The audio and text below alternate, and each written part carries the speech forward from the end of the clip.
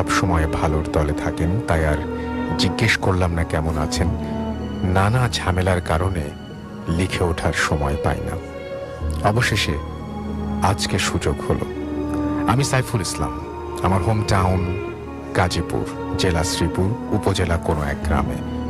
সঙ্গত কারণে স্টুডিওতে এসে ঘটনা শেয়ার করা সম্ভব হচ্ছে না, তাই ঘটনাটি লিখে পাঠাচ্ছি। পড়ে শোনানোর অনুরোধ রইল। ঘটনাটি আমার এক বড় ভাইয়ের সাথে ঘটেছে। তিনি পেশায় একজন ডক্টর। তিনি সম্বোধন বলছি কারণ তিনি আমার 8 থেকে 10 বছরের সিনিয়র। ওনার বাড়ি উত্তরবঙ্গের কোনো এক জেলায়। তো তিনি আমার সাথে ঘটনাটি যেভাবে শেয়ার করেছেন আমি সেভাবেই শেয়ার করছি। আমি তখন ময়মনসিংহ মেডিকেল কলেজের প্রথম বর্ষের শিক্ষার্থী। নতুন জায়গা, নতুন মুখ, আগে কখনো দেখিনি, সবকিছু ভালোভাবে চিনি না। আমি একটা হোস্টেলে উঠেছিলাম। সেখানে কয়েকজনের সাথে আমার পরিচয় হয়। আমরা 4 জন বন্ধু একসাথে এক রুমে থাকতাম। দিনটি ছিল 2012 সালের দুর্গাপূজার নবমীর দিন। পুরো হোস্টেল ফাঁকা, কেননা পুরো 6 দিনের ছুটি ছিল। আমাদের 4 জনের মধ্যে আমরা 2 জন কোথাও যাইনি। আমাদের রুমটা ছিল 3 তলায়। রাত তখন 2টা 30 মিনিট। হঠাৎ দরজায় কর্নার শব্দে আমার ঘুম ভেঙে যায়। কেউ আমার নাম ধরে ডাকলো। আমি স্পষ্ট শুনতে পেলাম। কর্নার শব্দ অনেক তীব্র ছিল। আমি এক লাফে উঠে বসলাম। আমার সাথে থাকা বন্ধুটিকে ডাকলাম, কিন্তু কোনো সাড়া পেলাম না। তাই বাধ্য হয়ে আমি দরজা খুললাম। দরজা খুলে দেখি আমি রুম থেকে বের হলাম। তখন কিছুটা ভয় পেলাম, কারণ পুরো করিডোরে আমি কাউকে দেখতে পেলাম না, এবং করিডোরের এক প্রান্ত থেকে অপর প্রান্ত পর্যন্ত ভালোভাবে দেখে নিলাম, কিন্তু সেখানে কেউ ছিল না। কিছুটা অবাকও হলাম। এত রাতে কেই বা আমার নাম ধরে ডাকলো। আমি আর কিছু না ভেবে রুমে ফিরে আসলাম। এ ব্যাপারে কাউকে কিছু বললাম না। পরের দিন ছিল দশমীর দিন, তাই আমরা 2 বন্ধু মিলে বিসর্জন দেখতে গিয়েছিলাম। রাত 10টার আগেই হোস্টেলে ফিরে আসলাম। তারপর খাওয়া দাওয়া সেরে শুয়ে পড়লাম। হঠাৎ গত রাতের মতো কর্নার শব্দে আমার ঘুম ভেঙে গেল। আজকের শব্দটা ছিল শান্ত প্রকৃতির। আমি দরজার কাছে গিয়ে জিজ্ঞেস করলাম, কে? ওপাশ থেকে কেউ একজন উত্তর দিল, আমি হামিদ চাচা। এই হামিদ চাচা হলেন আমাদের হোস্টেলের কেয়ারটেকার। আমি তখন দরজা খুলে বাইরে বের হয়ে জিজ্ঞেস করলাম, কি দরকার? উনি জানালেন, বড় স্যার আমাকে এক্ষুনি ওনার চেম্বারে ডেকে পাঠিয়েছেন। কথা বলার সময় আমি খেয়াল করলাম হামিদ চাচাকে কেমন যেন নার্ভাস দেখাচ্ছে। ওনার মুখটা একটা চাদর দিয়ে ঢাকা। উনি এটুকু বলেই তাড়াতাড়ি চলে গেলেন। আমি একটু অবাক হলাম। এটা ভেবেছে বড় স্যার তো আরো 2 দিন পরে আসার কথা, কারণ যাওয়ার দিন আমাদের বলেছিলেন ওনার আসতে 2 দিন দেরি হবে। তারপর কিছু না ভেবে ওনার চেম্বারে গেলাম। বড় স্যার বলেন ওটি করতে হবে। কোনো নার্স না থাকায় অ্যাসিস্ট্যান্ট হিসেবে আমাকে ডেকেছেন। আমি আর কিছু না বলে ওনার সাথে সাথে ওটি রুমে গেলাম। উনি আগে থেকে রেডি হয়েছিলেন এবং আমাকে ড্রেস পরে নিয়ে আসতে বললেন। আমি রেডি হয়ে এসে দেখি ওটি রুমে স্যার নেই। আমি দেখলাম বেডে কেউ একজন শুয়ে আছে, আর সেটা সাদা কাপড় দিয়ে ঢাকা। আমি আস্তে আস্তে গিয়ে কাপড়টা সরিয়ে দিলাম। তারপর আমি যা দেখলাম তা দেখার জন্য আমি মোটেও প্রস্তুত ছিলাম না। আমি দেখলাম বেডে হামিদ চাচার লাশ পড়ে আছে। তার মুখটা বিভৎস হয়ে গেছে। কেউ দেখলে ভয় পাবে, যে কেউ দেখলে ভয় পাবে। এই দৃশ্য দেখে ভয়ে আমার শরীর ঘামতে শুরু করে। আমি তাড়াতাড়ি ওটি রুম থেকে বের হওয়ার জন্য দরজা খুলতে গিয়ে দেখি দরজা খুলছে না। আমি আরো ভয় পেলাম। আমি বোঝাতে পারছিলাম না আমার সাথে কি হচ্ছে। ঘামে আমার শরীরের অধিকাংশ ভিজে গেছে। অনেক চেষ্টার পর দরজা খুলতে সক্ষম হলাম। বের হয়ে আমি সোজা বড় স্যারের চেম্বারে গেলাম। গিয়ে দেখি কেউ একজন চেয়ার পেছনের দিকে ঘুরিয়ে বসে আছে। আমি স্যার বলে ডাক দিতেই সামনের দিকে ঘুরলো। তারপর আমি যা দেখলাম সেটা আমি কখনো স্বপ্নেও ভাবিনি। আমি দেখলাম সেই সবুজ রঙের ড্রেস পরা একটা দেহ চেয়ারে বসানো, কিন্তু মাথা নেই, গলা বেয়ে রক্ত ঝরছে। এই দৃশ্য দেখার পর আমি আর স্থির থাকতে পারিনি। স্যারের চেম্বারেই সেন্সলেস হয়ে পড়ে যাই। তারপর আমার আর কিছু মনে নেই। পরদিন সকালে আমি নিজেকে আমার রুমে আবিষ্কার করি। আমার পাশে আমার বন্ধু বসেছিল। সে বলল, সকালে ঘুম থেকে উঠে আমাকে দেখতে না পেয়ে অনেক খোঁজাখুঁজি করে স্যারের চেম্বারে গিয়ে আমাকে দেখে যে আমি পড়ে আছি। তারপর আমাকে রুমে নিয়ে আসে, আমাকে জিজ্ঞেস করে কি হয়েছিল। আমি তাকে আমার সাথে ঘটা পুরো ঘটনা বলি। তারপর সে আমাকে যেটা জানালো, সেটা শোনার পর আমি আমার নিজের কানকেও বিশ্বাস করতে পারছিলাম না। সে বলল, গতকাল রাতে বড় স্যার এবং হামিদ চাচা একই বাসে করে আসছিলেন, আর সেই বাস অ্যাক্সিডেন্ট করে। এতে তারা উভয়ই ঘটনাস্থলে মারা যায়, আর জানালার গ্লাসে চাপ লেগে স্যারের মাথা বডি থেকে আলাদা হয়ে যায়। ঘটনা এখানে শেষ হলেই পারত, কিন্তু হলো না। এরপর থেকে পুরো ঘটনাটি আমি স্বপ্নে দেখতাম আর চিৎকার দিয়ে ঘুম থেকে জেগে উঠতাম। আমাকে নিয়ে আমার বন্ধুরা খুবই দুশ্চিন্তায় ছিল। তারও 4-5 মাস পর আমি টিসি নিয়ে অন্য জায়গায় চলে যাই। এরপর আমার সাথে আর কিছু ঘটেনি। আমি আজও জানতে পারিনি কেন আমার সাথে এমন ঘটেছিল, আর আমি কখনোই জানার চেষ্টাও করিনি। কিছু কিছু ঘটনার রহস্য থাকাই ভালো। এই ছিল আমার ঘটনা। লিখেছেন, আমি ঠিক সেভাবে পড়ার চেষ্টা করছি। হ্যালো রাসেল ভাই, কেমন আছেন? আশা করি ভালো আছেন, কারণ আমি জানি আপনি সব সময় ভালো থাকার দলে। আমি ভূত এফএমের একজন নিয়মিত শ্রোতা। শত ক্লান্তি ও ব্যস্ততার মাঝেও ভূত এফএমের এপিসোডগুলো কখনোই মিস করি না। আমি ছোটবেলা থেকেই একটু প্যারানর্মাল জিনিসগুলোর প্রতি আগ্রহ বোধ করি, তাই সুযোগ পেলেই প্যারানর্মাল জায়গাগুলোতে ভ্রমণে গিয়ে কিছু এক্সপেরিয়েন্স করতে বেশ ইন্টারেস্টিং লাগে আমার কাছে। তাছাড়া মুরব্বীদের কাছ থেকে হতবাক করা প্যারানর্মাল ঘটনাগুলো শোনা এবং সংগ্রহ করতে বেশ ভালো লাগে, যার কারণে ইতোপূর্বে আমি বহুবার সেগুলো রহস্য অনুসন্ধান করতে গিয়ে নানাবিধ সমস্যার ভেতরেও পড়েছি। আমার লেখার হাত খুব বেশি একটা ভালো না, তাই অনেক ইন্টারেস্টিং এক্সপিরিয়েন্স ও ঘটনা থাকা সত্ত্বেও কখনো লেখার সাহস করে উঠতে পারেনি। কিন্তু এই পর্যন্ত পড়ে মনে হলো আপনি চমৎকার লেখেন। আমার সবচেয়ে ভালো বন্ধু সজলের অনুরোধে আজ ভূত এফএমের একটি ঘটনা শেয়ার করার কিছুটা উৎসাহ পেয়েই লেখা শুরু করলাম। যদিও জানি আমার লেখার হাত খুব একটা ভালো না, ব্যস্ততার কারণে স্টুডিওতে এসে ঘটনা শেয়ার করা সম্ভব হচ্ছে না। যদি ভালো লাগে ঘটনাটি পড়ে শোনাবেন, না পড়লে কোনো দুঃখ নেই। 1971-এর কয়েক বছর পরের ঘটনা। বলা বাহুল্য যে 71-এর পরে দেশের অবস্থা পরিস্থিতি কতটা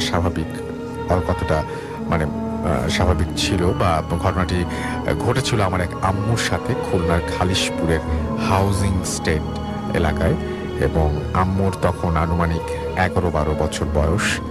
আম্মুর কাছ থেকে যেভাবে শুনেছি সেভাবে ঘটনাটি তুলে ধরার চেষ্টা করলাম। সুতরাং কথা না বাড়িয়ে ঘটনায় চলে যাই। তখন খালিশপুর হাউজিং এস্টেটে প্রতিটা লাইনেই বিরাট বিরাট বড় বড় ট্রেন ছিল। ট্রেনগুলো প্রশস্ততা ও লম্বায় উভয় দিক থেকেই ভালোই বড় ছিল। বলা বাহুল্য যে যারা ভালো লাফাতে পারে না তাদের পক্ষে ওই ট্রেনগুলো লাফিয়ে যাওয়া বা লাফিয়ে পার হওয়া বেশ মুশকিল ছিল।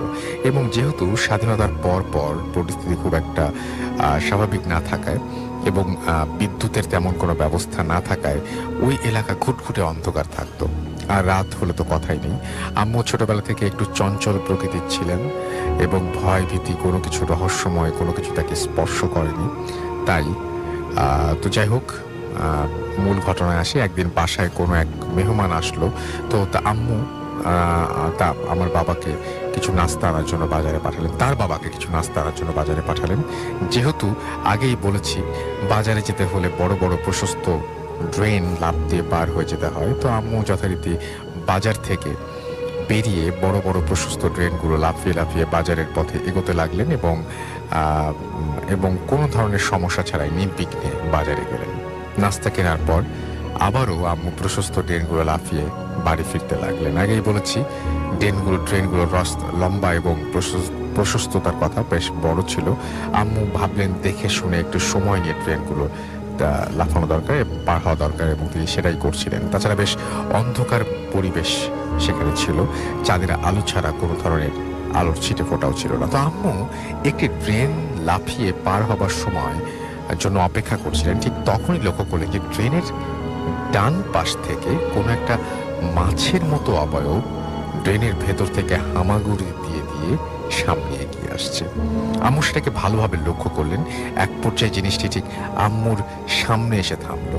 আম্মু চাঁদের আবছা আলোতে স্পষ্ট লক্ষ্য করলেন তার মুখমণ্ডল সম্পূর্ণ মানুষের মতো এবং সমস্ত শরীর লোম দ্বারা আবৃত এবং পেছন দিকটা মাছের লেজের আকৃতি বিশিষ্ট।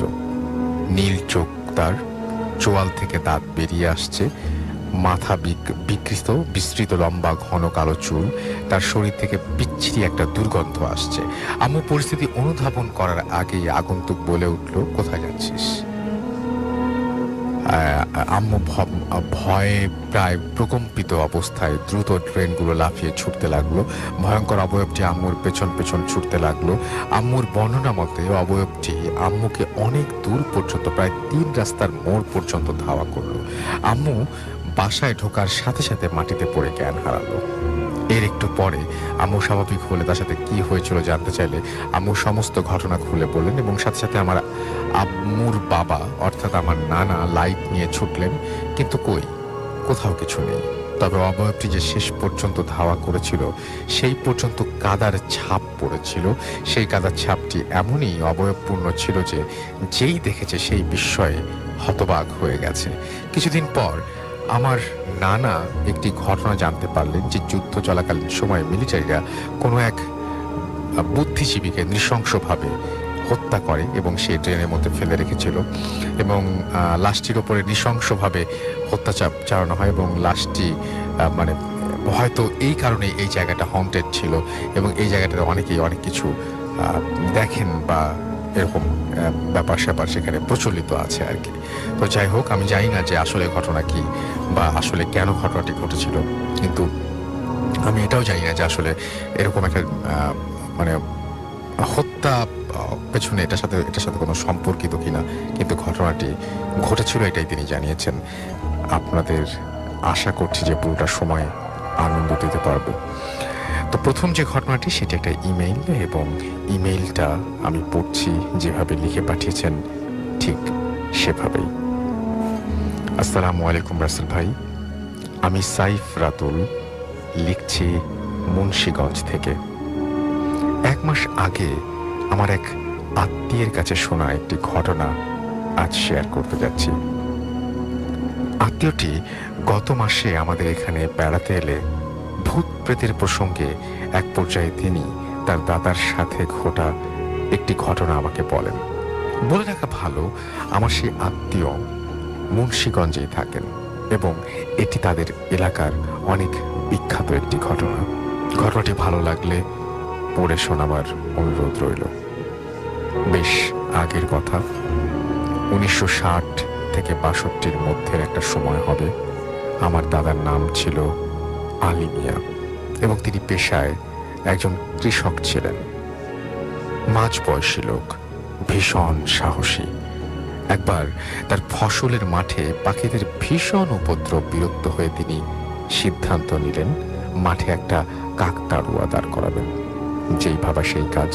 ঘর থেকে পুরনো একটা শার্ট আর লুঙ্গি এবং আরও কিছু প্রয়োজনীয় উপকরণ নিয়ে বানিয়ে ফেললেন বেশ লম্বা চওড়া একটা কাকতাড়ুয়া। পরদিন সেটা মাঠে বসিয়েও দিলেন। ভালো ফলও পেলেন এটা করে, কিন্তু তিনি তখনও জানতেন না যে এই কাকতাড়ুয়াই তার জন্য এক সময় এক বিশাল ভয় হয়ে দাঁড়াবে। প্রথম 7 দিন সবকিছু একদম স্বাভাবিক ছিল। ঘটনা ঘটল 8ম দিন রাতে। তিনি এমনিতে প্রতিদিন ভোরে মাঠে গেলেও ওই দিন ফজরের আগেই ঘর থেকে উঠে মাঠের উদ্দেশ্যে বেরিয়ে পড়েন। মাঠে সেচ কাজের জন্য নালা কাটা সহ আরো অনেক কাজ ছিল সেদিন, তাই আগে ভাগে কাজে নেমে পড়তে হবে। তিনি এরকম জলদি বেরিয়ে পড়েছিলেন এই কারণেই। গভীর রাতে সেই গ্রাম্য পথ পাড়ি দিয়ে তিনি এক সময় তার মাঠে পৌঁছালেন। আকাশে তখনও চাঁদ ছিল এবং যে চাঁদের আলোয় প্রায় পুরো মাঠটাকেই ঝকঝকে পরিষ্কার দেখা যাচ্ছিল। হঠাৎ মাঠের একদিকে চোখ পড়তেই তিনি খুবই অদ্ভুত কিছু একটা খেয়াল করলেন। তিনি দেখতে পেলেন বেশ দূরে তার মাঠের প্রায় শেষ প্রান্তে কেউ একজন দৌড়াচ্ছে। চোট্টর ভেবে তিনি রাস্তায় ঢাল বেয়ে জলদি তার জমিতে নামলেন এবং কিছুটা সামনের দিকে এগিয়ে গিয়ে ভালো মতো ব্যাপারটা খেয়াল করার চেষ্টা করলেন। কিন্তু কিছুক্ষণ তাকিয়ে থাকার পর তিনি বুঝতে পারলেন ওই লোকটা একটা নির্দিষ্ট জায়গার ভেতরেই গোল হয়ে দৌড়াচ্ছে এবং লোকটা বেশ লম্বা। তখন তিনি আরো একটু সামনে গিয়ে ব্যাপারটা কি হচ্ছে দেখার চেষ্টা করলেন। আরো একটু কাছে যাবার পর তিনি দেখতে পেলেন যেটা দেখার জন্য তিনি একেবারেই প্রস্তুত ছিলেন না। সম্পূর্ণ কল্পনাতীত একটি ব্যাপার তিনি দেখলেন। ওটা কোনো মানুষ নয়, ওটা সেই কাকতাড়ুয়া, তার নিজের হাতে বানানো সেই কাকতাড়ুয়া। সেটা একরকম বাতাসে ভেসে ভেসে ওই জায়গাতে গোল হয়ে ঘুরছে। তিনি তখন আর ওখানে দাঁড়িয়ে থাকার সাহস পেলেন না। দ্রুত পিছন দিকে হাঁটা ধরলেন। মাঠের যে জায়গায় তিনি কাকতাড়ুয়াটিকে দাঁড় করিয়ে রেখেছিলেন ওই জায়গাতে চোখ গেলে উনি দেখলেন সেখানে কাকতাড়ুয়া নেই। ভয় এবার তাকে আরো জোরে সোরে চেপে ধরল। তিনি একরকম দৌড় লাগালেন বাড়ির দিকে। বাড়িতে ফেরার পর স্ত্রী এত জলদি ফিরে আসার কারণ জানতে চাইলে তিনি বললেন, শরীরটা হঠাৎ খুব খারাপ লাগায় ফিরে এলাম, সকালে মাঠে যাব।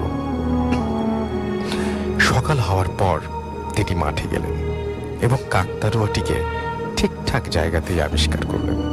পরে তার রাতের ঘটনা তিনি কিছু বন্ধুদের সাথে শেয়ার করলে সব শুনে বন্ধুরা বলল, এটা তো চোখের ভুল, হঠাৎ করে এত রাতে ঘুম ভেঙে ওঠে আশায় এমন দেখেছিস। বন্ধুদের কথা উনি মেনে নিলেন, কিন্তু তবুও ওনার মনের কোথাও একটা খটকা রয়েই গেল। পরের 2 দিন উনি স্বাভাবিক মতোই ভোরে মাঠে গেলেন এবং আর অদ্ভুত কিছুই তার চোখে পড়ল না। তাছাড়া ভোরের ওই সময়টা আশেপাশে প্রায় সব মাঠেরই কৃষক চলে আসে, তাই তখন অদ্ভুত কিছু অভিজ্ঞতা করার কোনো সম্ভাবনা এমনিতেই কম। এদিকে 2 দিন পার হয়ে গেলেও তিনি ওই রাতের ব্যাপারটা কোনোভাবেই তার মাথা থেকে দূর করতে পারছিলেন না। যদি তিনি সে রাতে সেটা ভুল দেখে থাকেন, তবুও তো সেটা তিনি দেখেছেন যেভাবেই হোক। তাই তিনি সিদ্ধান্ত নিলেন তিনি আবারও একবার ওরকম রাতেই মাঠে যাবেন। এই খটকা নিয়ে তিনি আর থাকতে পারছিলেন না। দিনে দুপুরেও এখন কাকতাড়ুয়ার দিকে তাকালে ওনার কেমন যেন লাগে। পরের দিন রাতে তিনি অনেক জলদি ঘুমিয়ে পড়েন এবং ঘুমানোর আগে স্ত্রীকে বলে রাখেন ফজরের 1 ঘন্টা আগে যেতে তাকে ডেকে তুলে দেওয়া হয়। গভীর রাতে তার ঘুম আপনা আপনি ভেঙে যায় এবং তিনি আর দেরি না করে বেরিয়ে পড়েন একটা হ্যারিকেন আর যন্ত্রপাতির ব্যাগটা নিয়ে। তিনি মাঠে পৌঁছলেন। সেদিনও আকাশে চাঁদ ছিল। চাঁদের আলোয় ঝকঝকে পরিষ্কার মাঠটায় তিনি চোখ বুলিয়ে নিলেন। সবকিছুই স্বাভাবিক। কাকতাড়ুয়া ঠিক জায়গাতেই আছে, শুধু বাতাসে একটু দুলছে। তার মনে আর কোনো ভয় রইল না। তিনি কাজে নেমে পড়লেন। তখন কত রাত বা ফজরের আর কতটা সময় বাকি তা তার জানা নেই। তিনি এক মনে কাজ করে চলছেন। হঠাৎ একটা আওয়াজ তার কানে এসে ধাক্কা খায়। কিছু একটা নড়ার আওয়াজ। আওয়াজটা পেছন দিকে থেকে এসেছে। তিনি পেছনে ঘুরে তাকালেন এবং স্বাভাবিকভাবেই কাকতাড়ুয়ার দিকে তার চোখ চলে যায়। অস্বাভাবিক কিছুই তিনি খুঁজে পেলেন না। ভাবলেন ভুল শুনেছেন, অথবা ইঁদুর টিঁদুরের আওয়াজ হবে হয়তো। তিনি আবার কাজে মনোযোগ দিলেন এবং ঠিক তখনই আবার সেই শব্দ। কিছু একটা যেন নড়ে উঠল। পেছনে ঘুরে তিনি আবারও কাকতাড়ুয়ার দিকে তাকালেন। এবার তিনি দেখলেন কাকতাড়ুয়া একটু অন্যদিকে ঘুরে আছে, বাতাসেই ঘুরে আছে, এমনটা বোঝালেন তিনি নিজেকে। কিন্তু তিনি খুব ভালো করেই জানতেন যে এই হালকা বাতাসে এত শক্তভাবে বাঁধা কাকতাড়ুয়া ঘুরে যাবার কথাই না। তবুও এই সান্ত্বনাটুকু আঁকড়ে ধরে তিনি ওই সময়টা পার করে দিতে চাচ্ছিলেন। সামনে ঘুরে তিনি আবারও তার কাজে মনোযোগ দিতে চেষ্টা করলেন, কিন্তু না, মন তার আর মাঠে টিকছে না। ভাবলেন বাসায় চলে যাবেন, আর ঠিক তখনই সেই শব্দটা আবার ফিরে এলো। আর সেই শব্দ চলল বেশ কিছুক্ষণ ধরে, এবং যখন শব্দটা চলছিল তখন উনি ওনার সামনের দিকের মাটিতে চাঁদের আলোয় দেখতে পেলেন যে কাকতাড়ুয়ার ছায়াটা আস্তে আস্তে বেশ বড় আকার ধারণ করছে, যেন যেন সেটা তার কাছে আসছে। ওনার বুকের ভেতর কেমন যেন কামড় দিয়ে উঠল। নিজেকে বোঝাতে চাচ্ছিলেন যে না, আমি অবশ্যই ভুল দেখছি, আমি আমি ভুল দেখছি। কিন্তু না, তিনি স্পষ্ট তার পেছনে কারো এই মাত্র এসে দাঁড়ানোর অনুভূতি পেলেন।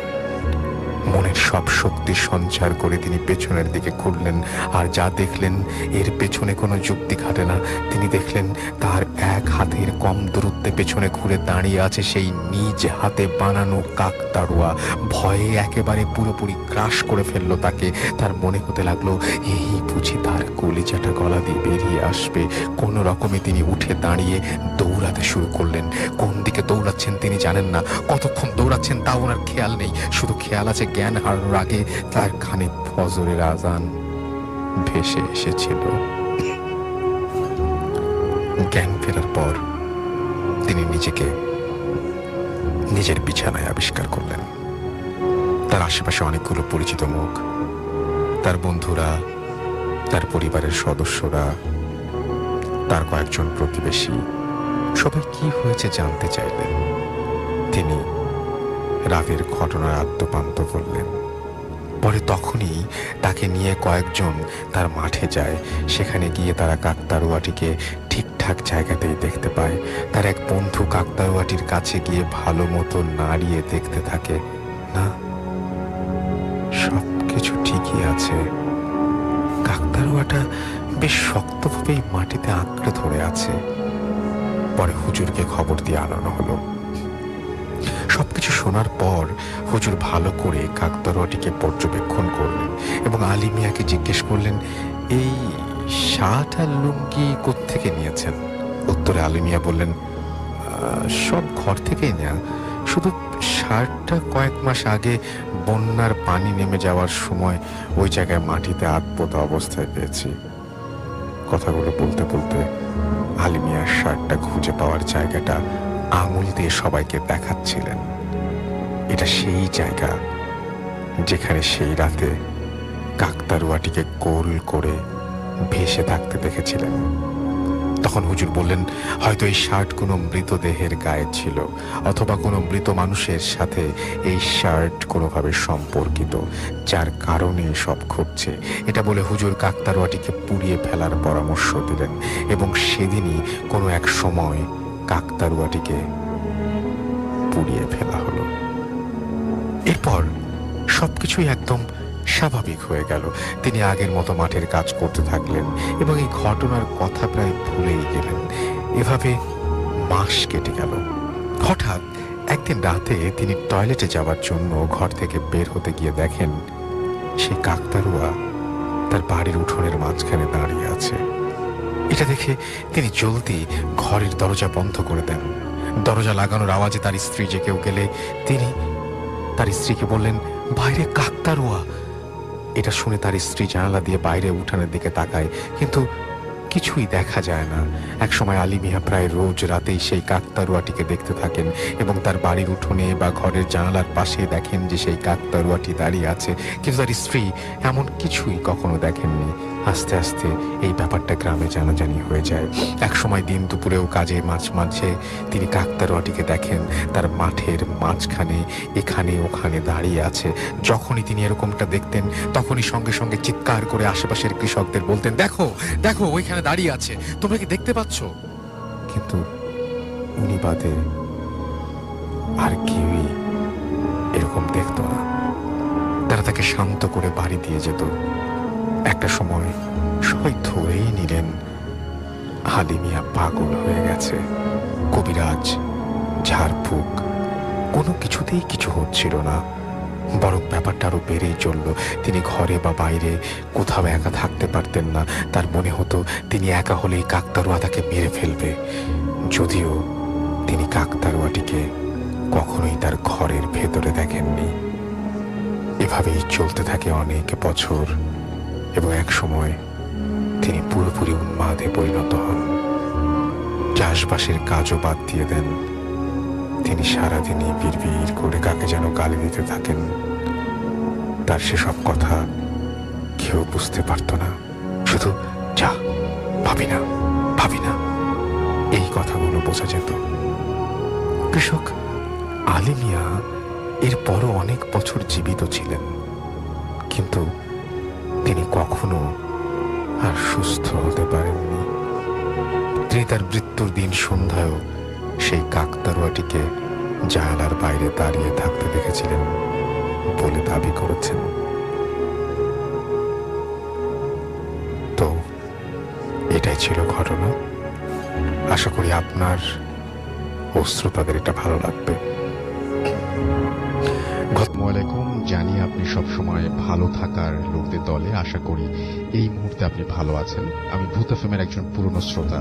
6 বছরেরও বেশি সময় যাবত আমি একটানা ভূত এফএম শুনে আসছি, কিন্তু কখনো কোনো ঘটনা শেয়ার করিনি।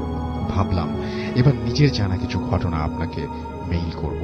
ভূত এফএমে এটা আমার প্রথম ইমেল। শুরুতেই বলে রাখি, আমার মেইল শেয়ার করার মতো মনে হলে আপনি পড়ে শোনাবেন, কারণ স্টুডিওতে গিয়ে ঘটনা শেয়ার করার মতো সময়টা আপাতত আমি পাচ্ছি না। ভবিষ্যতে সময় সুযোগ পেলে ইনশাল্লাহ আমি ভূত এফএমে সরাসরি উপস্থিত হব। আমি যে ঘটনাটা বলবো তা শুনেছিলাম আমার মায়ের মুখে। আমাকে খুব ছোট বয়সে গল্প বলার ছলে মা এই ঘটনাটি বলেছিলেন।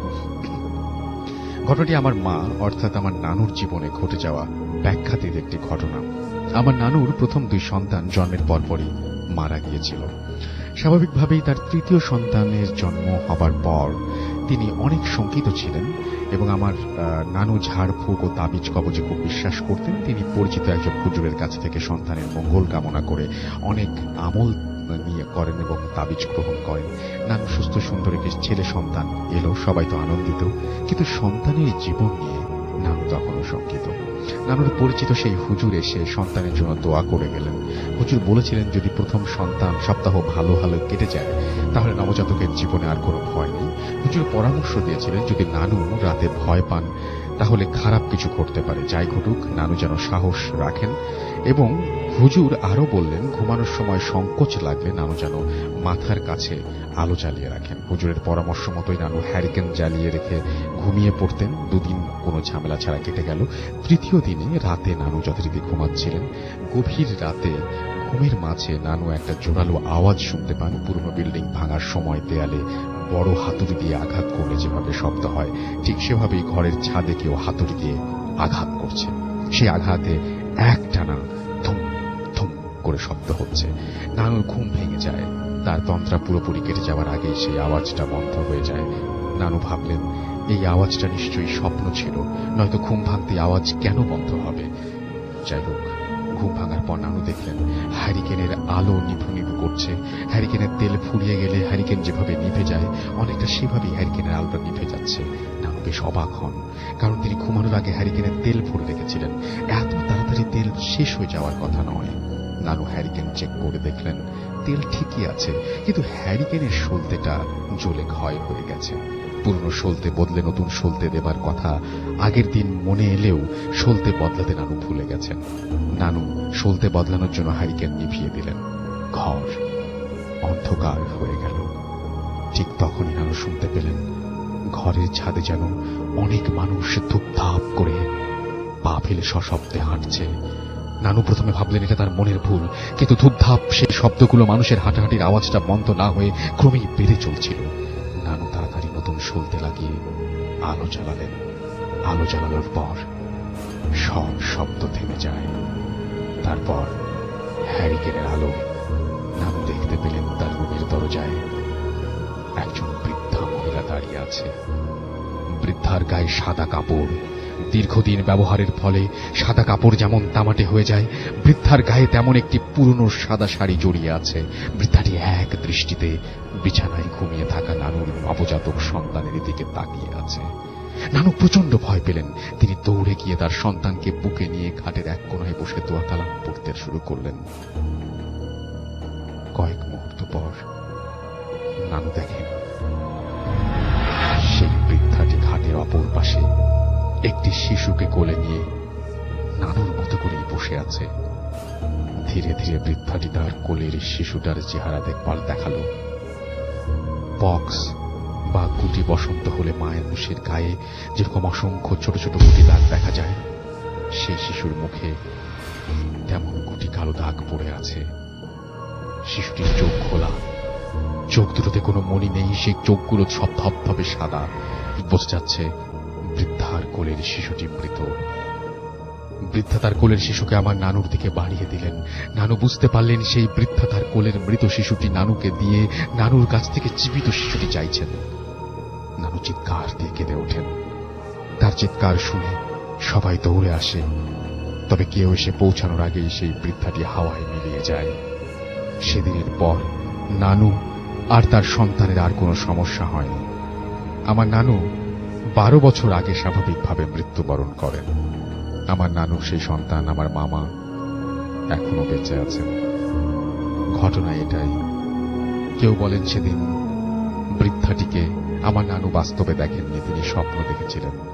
কিন্তু নানু ঘুম থেকে উঠে হ্যারিকেনের পুরনো সলতে বদলে নতুন সলতে লাগিয়েছিলেন। এই ব্যাপারটি তো স্বপ্ন ছিল না, আর সলতে বদলানোর সাথেই এই ঘটনা ঘটে গিয়েছিল। ভালো থাকুন, এই কামনায় শেষ করছি। নাজিম সৌরভ, পাঠানবাড়ি রোড, ফেনী। তো এই ছিল ঘটনা। আমরা এখন আমাদের একটা চমৎকার ঘটনায় যাব। আমাদের নতুন একজন অতিথি এসছেন, তার কাছে। তারপরে তো বাবু ভাই আছেন, সুতরাং আমি এটাই বলছি যে আপনাদের অপেক্ষা করতে হবে। আজকের এই ঘটনাটি চমৎকার একটি ঘটনা। আমরা চলে যাচ্ছি সেই ঘটনায়। যিনি ঘটনা বলবেন তিনি তার নাম, পরিচয়, কোথা থেকে এসছেন কিছু বলতে চান না। সো আমরা সরাসরি ঘটনায় চলে যাচ্ছি। Thank you. আমি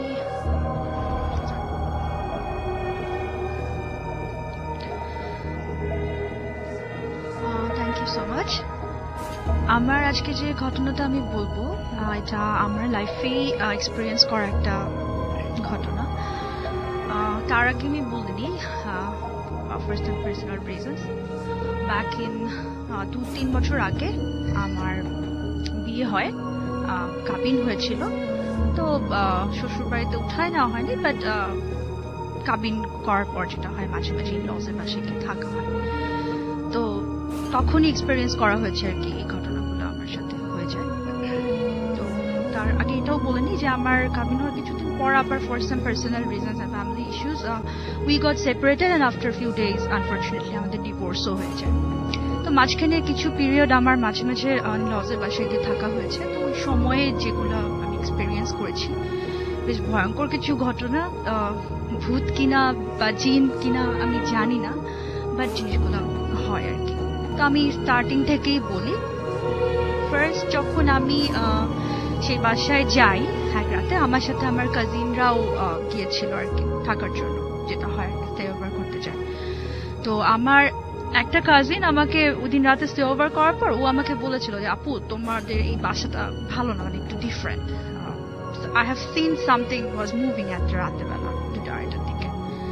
তো হয় না যেটা আমরা অনেক সময় এগুলো শুনে আসলে অতটা কেয়ার করি না। তো ওই বাসায় এমনিতেও যারা অন্যান্য মানে আত্মীয় স্বজন যারা থাকতো, অনেক সময় আমাকে মজা করে হোক বা গল্পের ছলে হোক অনেক সময় বলতো যে এখানে কিন্তু এটা হয়, এটা সেটা অনেক কিছু দেখা যায়। আর বাসাটার একটু বর্ণনা দিই, বাসাটা কোথায় আমি বলবো না, বাট বাসাটার বর্ণনাটা দিলে আপনি বুঝতে পারবেন। এটা নিচতলা একটা বাসা ছিল, খুব ডার্ক, ওর আশেপাশে বিল্ডিং গুলো এত বেশি ক্লোজ, তো অনেক ডার্ক, আলো বাতাস একদম আসতোই না বলতে গেলে। তো আমি থাকতাম একদম অন্ধকার একটা রুমে সাইডে। যেটা হচ্ছে আমার সাথে ফার্স্ট একদিন রাত্রেবেলা, আচ্ছা তার আগে আমি এটা বলতে ভুলে গেছি, যেটা হতো মাঝে মাঝে রাতে 2-2:30টার দিকে, যা বেডরুমে 2টা জানলা ছিল, একটা বোধ হয় ছিল সম্ভবত দক্ষিণ সাইড আর একটা সম্ভবত পূর্ব, এরকম আমি এক্স্যাক্টলি জায়গা বলতে পারবো না, 2টা দুই দিকে জানালা ছিল। তো রাত 2-2:30টার দিকে মাঝে মাঝে খুটখুট করে একটা নক শুনতাম আমি, এবং একবারই শুনতাম নকটা। মনে হতো someone is knocking on the glass door, যে নক করে আসার জন্য। তো আমি তখন, যে আমার এক স্বামী ছিল, ওকে আমি বলতাম যে এটা কিসের সাউন্ড, বলতো এটা কিছু না, বাতাস হতে পারে বা কিছু, মনে হতো নক করছে কেউ।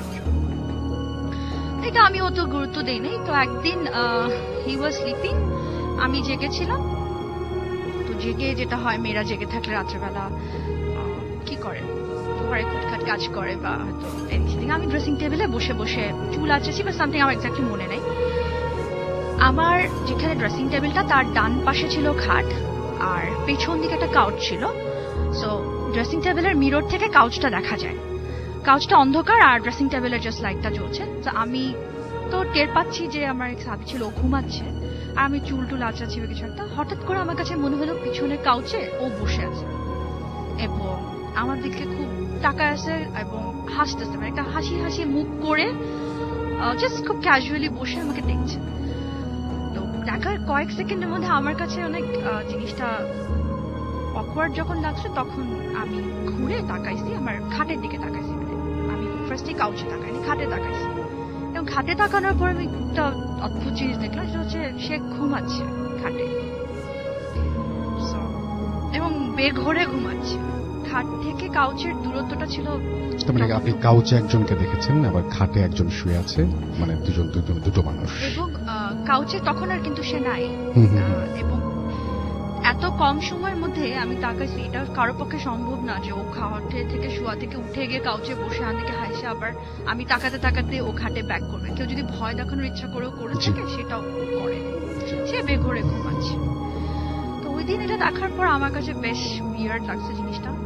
ভয় আমি পাই নাই, আসলে আমার কাছে মনে হয় যে আমরা মনে করি যে আমরা একসঙ্গে যখন দেখবো খুব মনে হয় ভয় পাবো, বাট হয় যাদের সাথে তারা মনে হয় ওই সময়টা আসলে ব্ল্যাঙ্ক একটা ফিলিং হয়। এটা আমি দেখেছি যে ভয় আমি পাচ্ছিলাম না।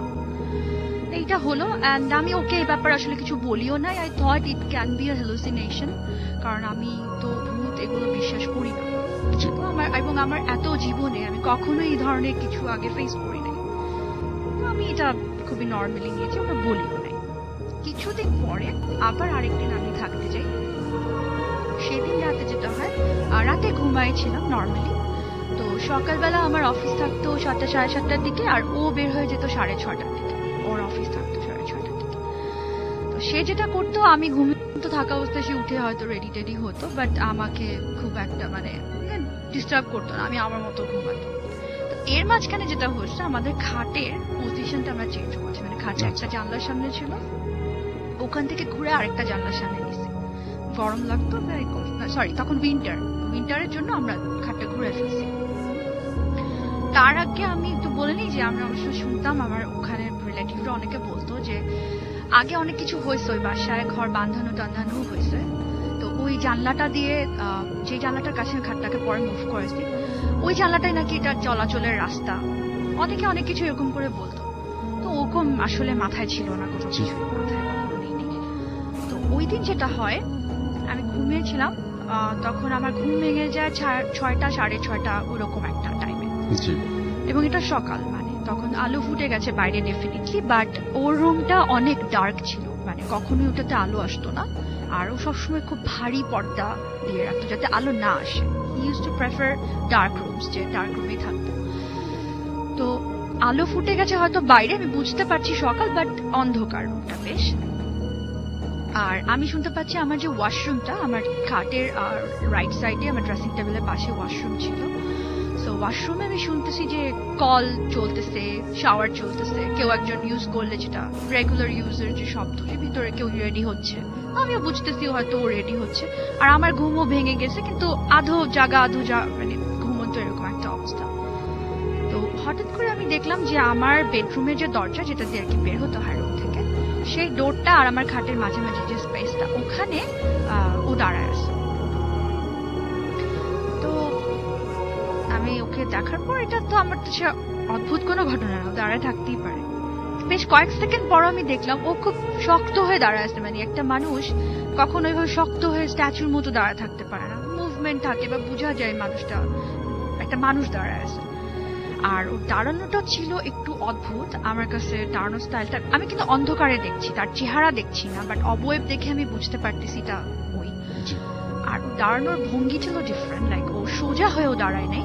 আমরা রুকুতে যাই না নামাজের সময়, রুকুতে যাওয়া আর স্ট্যান্ডিং পজিশনের মাঝামাঝি যদি কোনো অ্যাঙ্গেল থাকে, এতটুকু ঝুঁকে ও দাঁড়ায় আছে, এবং বেশ অনেকক্ষণ ধরে শক্ত দাঁড়ায় আছে, কোনো মুভমেন্ট নেই। আমার কাছে একটু মানে স্বাভাবিক, আমি একটু অদ্ভুত ফিল করে আমি এমনি জিজ্ঞেস করছি, কি ব্যাপার, কি হয়েছে, দাঁড়ায় আছো কেন? তো কোনো রেসপন্স আমি পাচ্ছি না। অ্যান্ড আমার কয়েক সেকেন্ডের মধ্যে জিনিসটা হয়, আমি বুঝতে পারি যখন আমি জিজ্ঞেস করি তার কিছুক্ষণের মধ্যে আমার ওয়াশরুমের দরজাটা খুলে যায় অ্যান্ড ওয়াশরুম থেকে অ্যাকচুয়ালি ও বের হয়ে আসে। এবং আমি যেটা হয়, ওয়াশরুম যেহেতু খুলছে, আমি ওয়াশরুমের দিকে তাকাইছি, তখন আবার যখন এখানে তাকালাম এটা আর নাই, it আচ্ছা। just vanished। তো আমি খুবই অদ্ভুত ফিল করি, আসলে ভয় থেকে জিনিসটা খুবই অদ্ভুত লাগে আমার কাছে। এবং ওয়াশরুম থেকে খুবই স্বাভাবিক ভঙ্গিতে রেডি হয়ে বের হয়েছে। যে জিনিসটা দাঁড়ায় ছিল, ওর গায়ে যে শার্টটা পরা ছিল, আমার এখন মনে আছে চেক চেক একটা শার্টের মতো আমি দেখছিলাম, বাট যে বের হয়েছে ওয়াশরুম থেকে ওর গায়ে ডিফারেন্ট একটা shirt. So it's a different person and he is the real person যে বের হয়ে আসছে। আমি খুবই ভয় পাই এবং মানে টোটাল ঘটনাটা আমার কাছে খুব উইয়ার্ড লাগে। And আমি তখন ওকে বলি যে জানো আমি এরকম দেখলাম, বলাতে সে জিনিসটাকে খুব একটা যে কেয়ার করছে বা খুব একটা ভয় পাচ্ছে বা আমাকে ভয় দেখাচ্ছে তা না, সেরকম। খুব স্বাভাবিক। সে আমাকে বললো যে আচ্ছা ঠিক আছে, অসুবিধা নেই, ভয় পেও না, তুমি দোয়া দরুদ পড়ো আর একটা কাজ করো, আজকে তুমি অফিসে যেও। এখন আমার আসলে তখন মন মানসিকতা এত বাজে ছিল, আমি অফিসে যাওয়ার মতো আমি মুডে ছিলাম না। অ্যান্ড দেন আমি ওদের বাসায় থেকে যাই এবং সারাদিনই আমার কাছে খুবই উইয়ার্ড লাগে, আমি চিন্তা করতে থাকি যে এটা আমি কি দেখলাম, তাও সকাল সকাল। কারণ সব স্টোরিজ যাদের হয় হয়তো রাতে হয়। সবাই মনে করে। তো আমি আর কাউকে শেয়ারও করি না। ও আমাকে মানাও করছে যে থাক, কাউকে বলার দরকার নেই, যাই দেখছো তুমি ভয় পেও না, আর দোয়া দরুদ পড়ো, নামাজ পড়ো, অসুবিধা নাই, কোনো প্রবলেম হবে না, এই রুমে তোমার কোনো প্রবলেম হবে না। তো this is the second day. এরপর ভুলেও গেছি। এরপর অনেক দিন পরে আরেক দিন, এটা লাস্ট আমি দেখি আর কি, 3 বার হয়েছে আমার সাথে জিনিসটা। সেদিন উইন্টার ছিল, তো ঠান্ডার মধ্যে ও ঘুমায় গেছে আমার সাথে। ঘুমায় যাওয়ার পর আমি ঘুমাতে পারছিলাম না, আমি তখন মোবাইলে অনেক গেমস খেলতাম। তো আমার মনে আছে এখন আমি গেমস খেলছি ঠিক রাত 2:15 পর্যন্ত, কারণ সকালে আমার অফিস আছে, তো একটা টাইম আমার ঘুমাতে হবে। ও বেঘরে ঘুমাচ্ছে, আমি গেমস টেমস খেলে, আমার স্পষ্ট মনে আছে আমি অ্যালার্ম দিলাম আমার ফোনে কটার সময় উঠতে হবে, এবং অ্যালার্ম দিয়ে ফোনটা জাস্ট বেডের পাশে যে সাইড টেবিল থাকে ওখানে রাখলাম, রেখে আমি আমার কমফোর্টারটা গায়ে দিয়ে জাস্ট শুতে যাচ্ছি এমন একটা পজিশনে, মানে শুয়ে পড়েছি এমন একটা অবস্থায়। আমি ঠিক দেখলাম আমার রাইট সাইডে অ্যাকচুয়ালি ও ঘুমাচ্ছিল, আমার ঠিক পায়ে লেফট সাইডে হাঁটুর কাছে আমি দেখলাম যে ওই বসে আছে। আচ্ছা। অ্যান্ড বিছানায় যদি কেউ শুয়ে থাকে তাকে দেখার জন্য বা রোগী দেখতে গেলাম, আমি ঝুঁকে দেখি সে আমার দিকে অনেকখানি ঝুঁকে আছে। And he is wearing a shorts, খুব ক্যাজুয়াল একটা ড্রেস, ও বাসায় যেভাবে ক্যাজুয়ালি থাকে আমি ওকে ওভাবেই দেখতেছি। তো ওই সময়টা ভয়, আবারও বলবো আমি ভয় পাওয়ার চেয়ে ব্ল্যাঙ্ক একটা ফিলিংস ফিল করতাম। আই ইউজ টু গেট মানে নার্ভাসও না, মানে আমি বলতে পারবো না আমি কিরকম একটা ফিল করতাম এবং কতক্ষণ হচ্ছে আমার সাথে এটাও আমি আসলে বুঝতাম না। যখন আমার সেন্স ব্যাক করতো তখন মনে হতো যে আমি এতো কেন এখানে দেখছি, আমার ওই মুহূর্তে এটা মনে হচ্ছে যে ওকে আমি এখানে কেন দেখছি, ও তো পাশে শুয়ে আছে। অ্যান্ড আমি ওই দিন আসলে চিৎকার করে উঠছি এবং চিৎকার করে বলছি যে কি করো কি করো তুমি এখানে কি করো, মানে আমার সময় মাথা ঠিক নেই, কি বলতেছি মাথা ঠিক নেই। যখন আমি এত জোরে শাউট করছি তখন বেসিক্যালি ও পাশে তো ঘুমাচ্ছিল, ওর ঘুম ভেঙে গেছে এবং আমি জানি না ও কিভাবে বুঝছে বা কি, ওর সাথে সাথে যেটা করলো, ওর ঘুম ভাঙার সাথে সাথে ও উঠে ওর ব্ল্যাঙ্কেটটা দিয়ে, ওর কমফোর্টারটা দিয়ে আমাকে কমপ্লিটলি ঢেকে ফেললো, আমার চোখ মুখ ঢেকে বললো কিছু দেখো নাই, তুমি কিছুই দেখো নাই, ভয় পেও না, কিছু হয় নাই, কিছু হয় না। So this actually happened। আর আমি ওর পরে যখন সে ঢেকে আমাকে দিছে, এরপর আমি আর কিছু মনে কিছু করতে মনে নেই পারবো না, আপনার? আমার কিছুই মনে নেই। ওকে। So, আমি খুবই পরের দিন সকালে উঠে আমি ওর সাথে আবার এটা নিয়ে ডিসকাস করছি, জিজ্ঞেস করছি, এবং আমার খুবই এই লাস্ট ঘটনাটা আমার খুবই ভয় লাগছে, কারণ জিনিসটাকে এত বেশি কাছে এবং এত বেশি রিয়েল দেখেছি। আগের গুলো আমার কাছে তখন আমি মানায় নিতাম দোজ ওয়ার হ্যালুসিনেশন, বাট এটা হ্যালুসিনেশন ছিল না ছিল না। এবং খুব ভালো মতো আমার মনে আছে। এবং ওকে আমি এমন ভাবে দেখলাম রিয়াক্ট করতে যে ও জিনিসটা হয়তো বুঝতেছে, এবং লুকিয়ে ফেলার চেষ্টা করছিলেন। আমি বলতে পারবো না, হয়তো কোনো কারণে হয়তো সে আমাকে তখন বলতে চেত না। এরপরে কি হলো? এরপরে আপনার ফ্যামিলি মেম্বার কিছু আসলেন আপনার সঙ্গে থাকতে? আমার বাসায় যেটা হতো, মাঝে মাঝে আমি তো থাকতে যেতাম বাসায়, আমি যেতাম, হয়তো আমার সাথে কাজিনরা যেত, আমার ছোট ভাইয়া যেত। তো ওর আরেকটা রুম ছিল, মানে বিয়ের আগে যে স্টাডি রুম থাকে, হুম। স্টাডি রুমে এসে থাকতো। ওই রুমে ও আমাকে এমনি গল্প গল্প করে একদিন বলছিল যে জানো ওই রুমটাতে অনেক কিছু হয়, গেস্টরা আসলে ওরা অনেক কিছু ফিল করে, অনেকে ঘুমের মধ্যে অনেক কিছু ফিল করে, এরকম বলতো।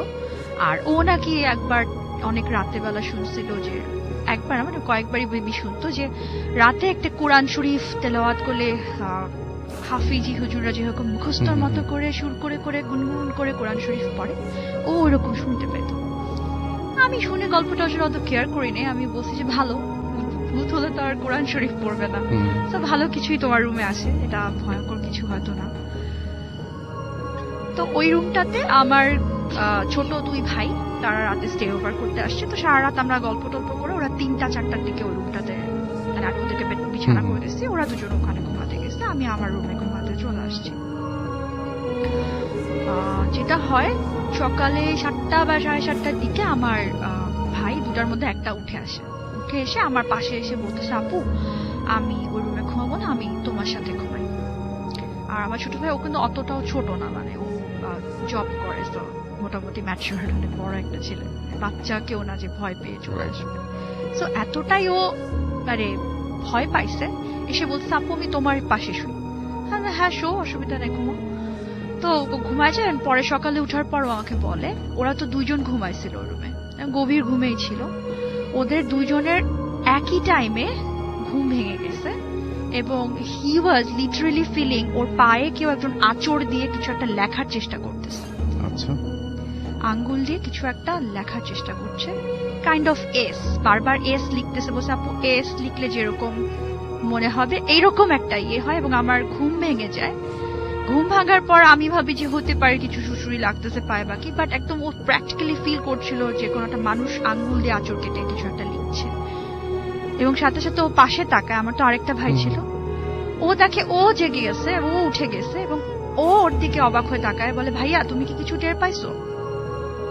এবং সে বলে, ওই ভাইটাও বলে, ওরও পায়ে কিছু একটা কেউ লিখার চেষ্টা করছে, পায়ের পাতায় কেউ স্ক্র্যাচ করছে।